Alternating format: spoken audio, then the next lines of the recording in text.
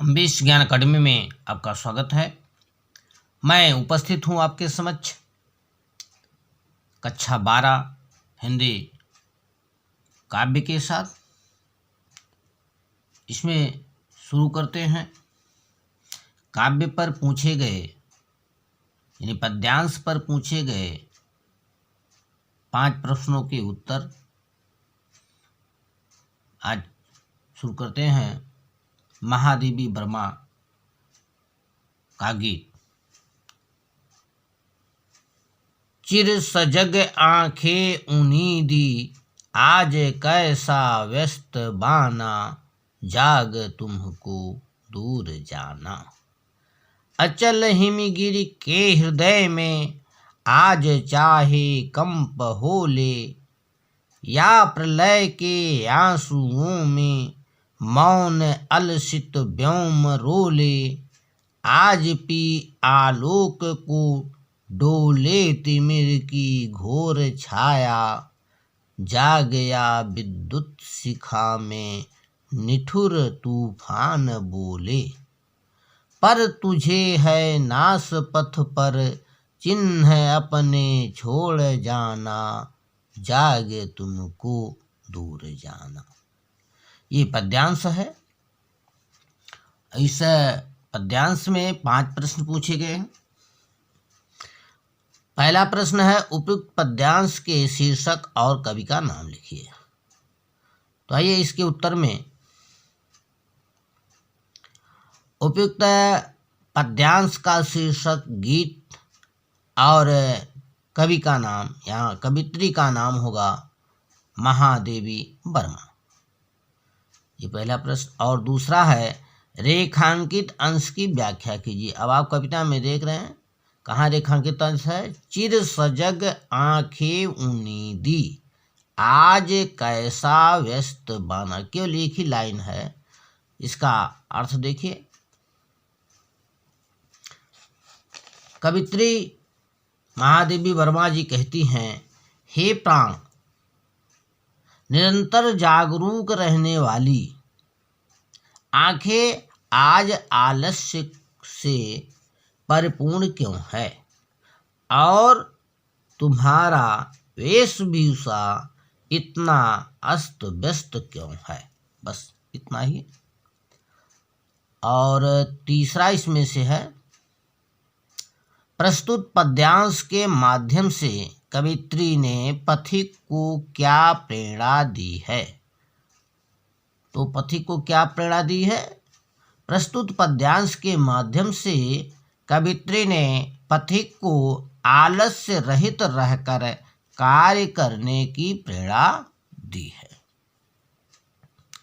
और चौथा प्रश्न है, मार्ग में आने वाली अनेकानेक कठिनाइयों के बावजूद भी पथिक को विनाश और विध्वंस के बीच क्या छोड़ जाना है। पथिक को विध्वंस और विनाश के बीच क्या छोड़ जाना है। तो आप नीचे वाली लाइन देखेंगे, पर तुझे है नाश पथ पर चिन्ह अपने छोड़ जाना। तो यही होगा इसका अर्थ है। और इसमें उत्तर होगा, मार्ग में आने वाली अनेकों कठिनाइयों के बावजूद भी पथिक को विनाश और विध्वंस के बीच अपने चिन्ह छोड़ जाना है। ये इसका उत्तर हो जाएगा। इसके बाद आया अंतिम प्रश्न है, हिमगिरि शब्द के 2 पर्यायवाची शब्द लिखिए। तो हिमगिरि शब्द के पर्यायवाची हैं हिमनग, हिमशिखर।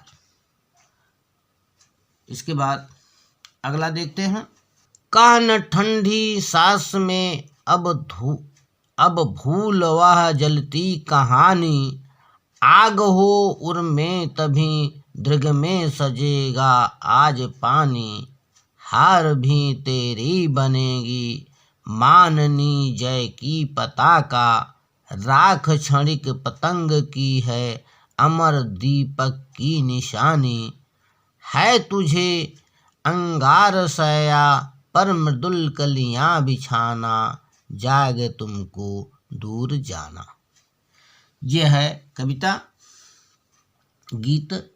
और इसमें प्रश्न है उपयुक्त पद्यांश के शीर्षक और कवि का नाम। तो इसमें आइए देखते हैं। उपयुक्त पद्यांश का शीर्षक गीत है और कवित्री का नाम महादेवी वर्मा है। रेखांकित अंश की व्याख्या कीजिए। दूसरा प्रश्न इसमें किया गया है, रेखांकित अंश की व्याख्या कीजिए। अब रेखांकित अंश कहाँ है? हार भी तेरी बनेगी माननी जय की पताका। तो इसका देखिए व्याख्या कीजिए।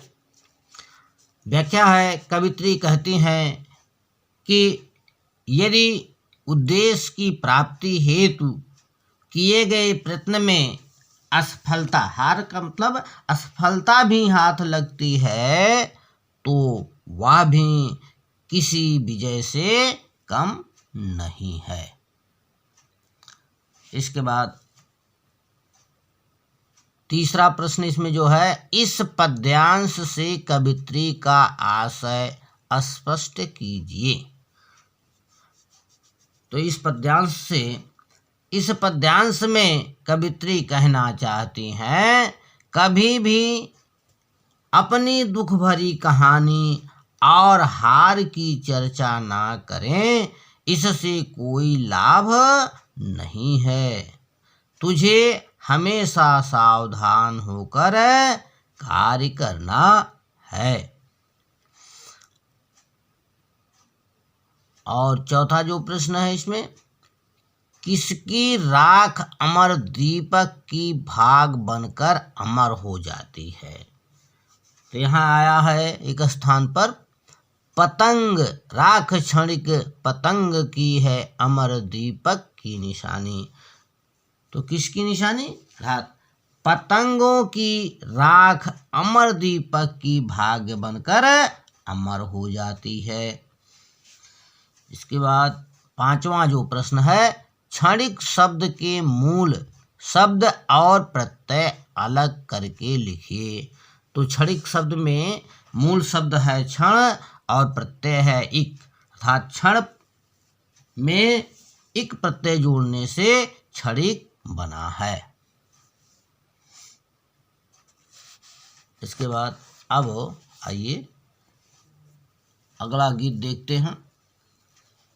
पंथ होने दो अपरिचित, प्राण रहने दो अकेला, घेर ले छाया मावन, आज कज्जल अश्रुओं में हिम रिम झिमाले यह घिरा घन, और होंगे नयन सूखे, तिल बुझे और पलक रूखे, आर्द्र चितवन में यहाँ सत विद्युतों में दीप खेला। यह है कविता। और इस कविता में जो प्रश्न पूछे गए हैं वो पहला है, उपयुक्त पद्यांश के शीर्षक और कवि का नाम। तो आप लिखेंगे पद्यांश का शीर्षक गीत और कवित्री का नाम महादेवी वर्मा। और दूसरा प्रश्न है, रेखांकित अंश की व्याख्या कीजिए। रेखांकित अंश कहाँ है? पंथ होने दो अपरिचित, प्राण रहने दो अकेला। इसकी व्याख्या लिखिए आप। व्याख्या हेडिंग डालेंगे, लिखेंगे कवित्री महादेवी वर्मा जी कहती हैं कि साधना पथ को अपरिचित रहने दीजिए और उस मार्ग पर पथिक के प्राण को भी अकेला रहने दीजिए। इसके बाद तीसरा प्रश्न है, कवित्री को साधना पथ पर आगे बढ़ने से कौन नहीं रोक सकता। इसका जवाब है, कवित्री को साधना पथ पर आगे बढ़ने से संसार की कोई भी बाधा नहीं रोक सकती। आगे है चौथा प्रश्न, कवित्री के साधना रूपी दीपक पर किनका कोई प्रभाव नहीं पड़ता।